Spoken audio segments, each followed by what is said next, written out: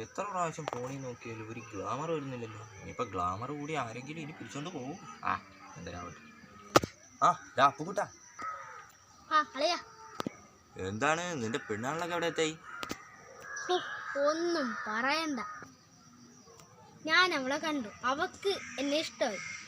പക്ഷെ നമ്മൾ തമ്മിൽ ഇപ്പോൾ ഒരു തോന്നുന്നില്ല.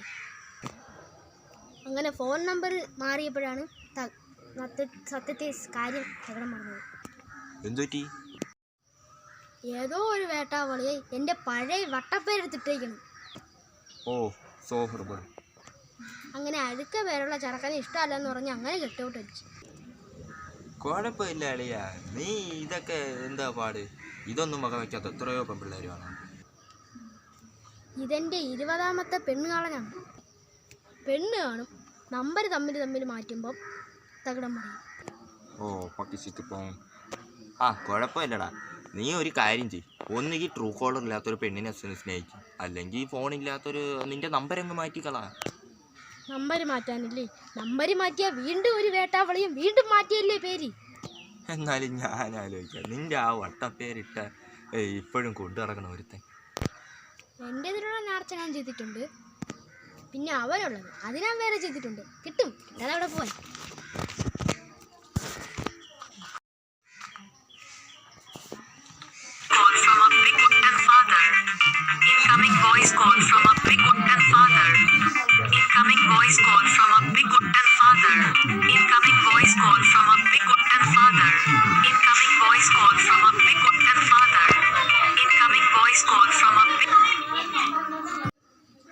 ഹലോ, അപ്പുക്കുട്ടൻ്റെ അച്ഛനാണ്. അപ്പുക്കുട്ട അവിടെ ഇല്ലേ?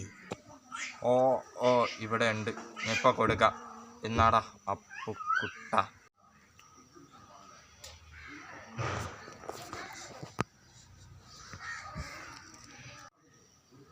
എന്താ അച്ഛാ? എടാ അപ്പുക്കുട്ട, നീ പെട്ടെന്നൊന്ന് വീട് വരെ വാ, നമുക്കൊരു പെണ്ണ് കാണാൻ പോണം.